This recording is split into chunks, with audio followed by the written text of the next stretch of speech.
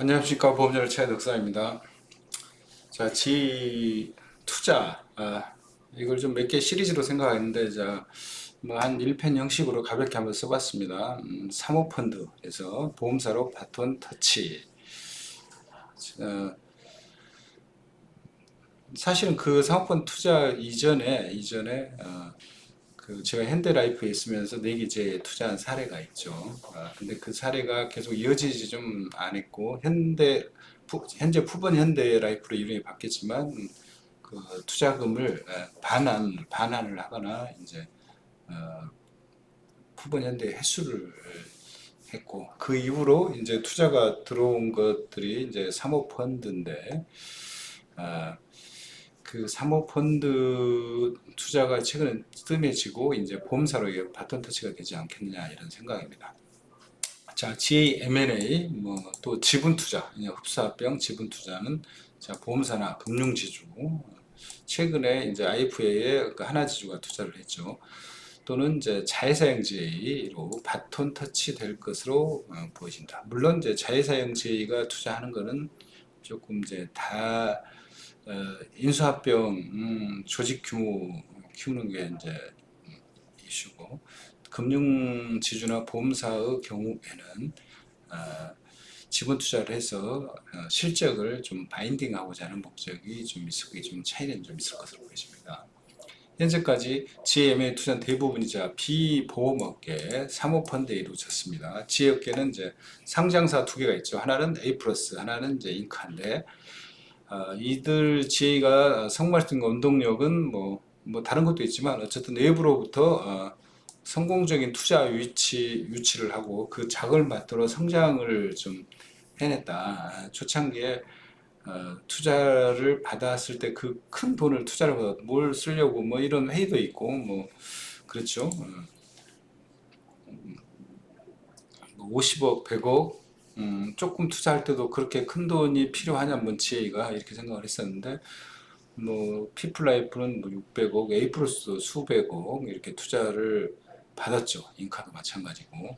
그 돈이 크지 그렇게 큰 돈을 지금으로 보면 큰 돈도 아니죠. 근데 큰 돈이라고 생각될 때 지금 생각하면 작은 돈으로 어, 고도 성장 초기에 성장에 엄청나게 가슴 깊게 투자해서 효과를 본 것이라고 역으로 생각할 수가 있습니다. 자, 이 프로세스는 스카이 레이크 인베스먼트라는 회사가 있습니다. 이게 그 삼성 출신의 그 저기 정보통신부 장관까지 했던 분이 운영하는 곳이에요. 투자를 받아서 4년 만에 2000임 상장에 성공을 했어요. 국내 2호 인카금융성이나 하나인베스트, 네오플럭스 몇 개 벤처 캐피탈 사모펀드로 투자를 받았죠.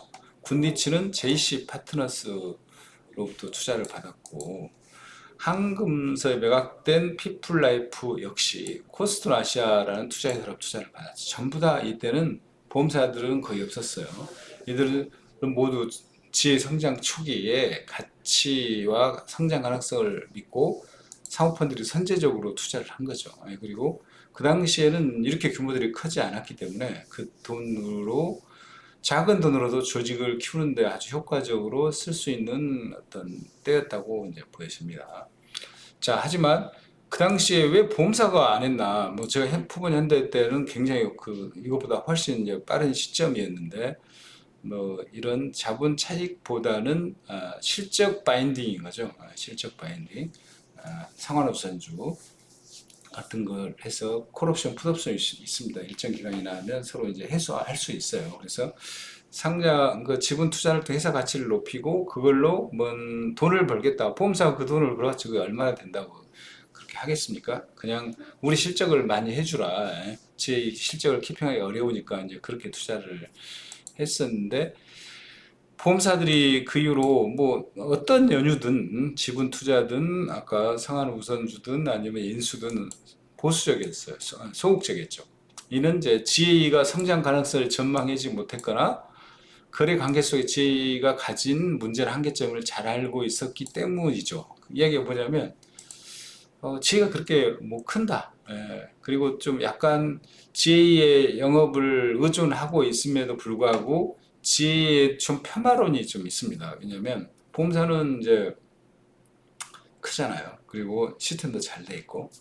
근데 지혜는 그냥 영업하는 지사 같은 거죠. 자기 영업적인 독립해서의 아주 어, 그냥 근근히 먹고 사는 그런 지혜도 있고, 막 불안전 판매도 많고, 뭐 작성자한 때도 있고, 어렵다 보니까 맨날 시책 더 주고, 또 돈도 빌려주고, 이렇게 하는, 그러고 사고도 많이 나서 또 막 이걸 어떻게 좀 분할한 수를 사정하고, 예?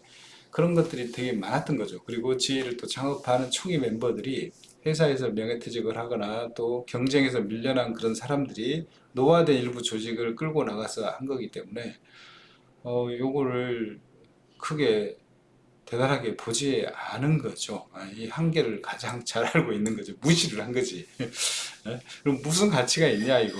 자기들이 돈 많이 안 주고 하면 그냥 다 꽝이다.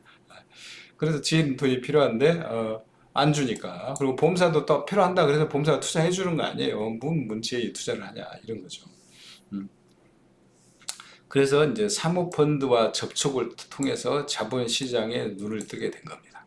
그래서 자본시장에 눈을 뜬 데는 이 투자를 다 받은 데고, 투자를 받은 데들이 상장하거나 기업 가치를 높게 다 판 거죠. 굉장히 잘한 겁니다. 어떻게 보면. 그러면서 알게 된 거죠. 자본시장을. 기업이 어떻게 성장을 하고 그 가치를 평가하고 엑시트를 할 수 있느냐에 대해서 알게 된 거죠. 그 알게 된 분들이 지금 우리가 알는 큰 회사들입니다. 자, 사모펀드 자금을 조달한 건 주로 이제 사모펀드 자금을 조달하는 곳은 이제 조달하는 것은 이제 LP다. 이건 표현이 잘못됐네.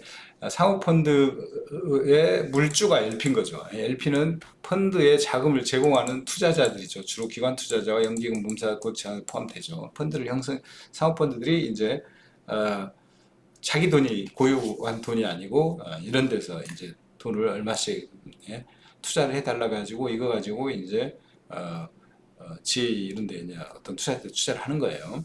그 사모펀드 자금 운영 그러니까 이제 이 사람들은 기관 투자나 연기금 이런 데가 뭐 다른 목적이 있는 건 아니죠. 그냥 자 우리 총 운영사 얼마를 그래 내가 50억 낼게 그럼 여러 개 모아가지고 600을 만들어야겠다 넣는 거죠. 대신에 야 이게 투자 기간이 얼마야 목표 수익률 얼마야 이런 걸 정해 가지고 투자를 하는 거죠. 그러면 일정 기간, 이 정해진 기간에 엑시트를 해줘야 되고 또 새롭게 해야 되는 거죠, 이 사람들은. 그러니까 이제 압박을 받는 거죠.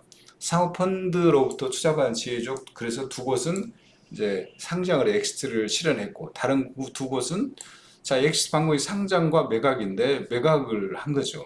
그게 케이스가 이제 피플라이프, 군니치고, 군니치는 이제 일부 지분 매각이고, 경영권은 이제 한석군이 갖고 있는 거고, 자, 두 곳은 상장을 통해 엑시트를 해줬는데 일부 엑시트가 아직 덜 된 것도 있죠.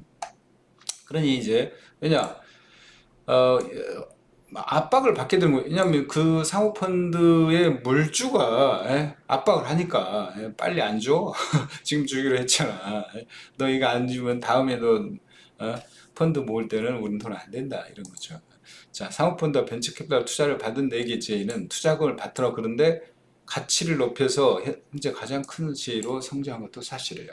물론 사모펀드들도 아까 그런 지혜만 딱 골라가지고 했겠죠. 딴 데도 접촉을 했을 가능성이 있지만 좋은 조건에 투자를 못 받거나 투자를 안 해줬거나 했을 것으로 보여집니다.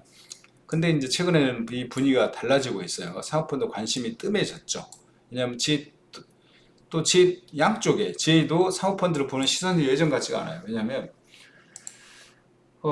이렇게 상장을 했는데 에이프레스에서는 사모펀드 엑시스를 다 안 했어요. 뭐 적정한 현재 주가가 아니니까 자 배당을 주라 이렇게 해서 아직 주주 관계가 유지가 되고 있고 인카는 아마 엑시스를 한 것 같고 근데 초창기 에이프러스나 인카의 주가가 기대한 만큼 오르지를 못했어요. 예. 그래서 주가가 많이 상승해서 그걸로 엑시트를 해야 되는데 그 목적 달성을 많이 못한 측면도 있고 상장이 불발이 돼서 매각된 케이스가 이제 피플라이프나 이런 데가 있는 거죠. 자, 그리고 지금 상장을 예정 목표로 해서 X를 하려고 하는 데가 이제 굿리치 뭐 이런 데라고 볼 수가 있습니다. 근데 상장이 안 되면 그럼 매각이라도 해서 하겠다. 이런 압박을 이제 받게 되는 거죠.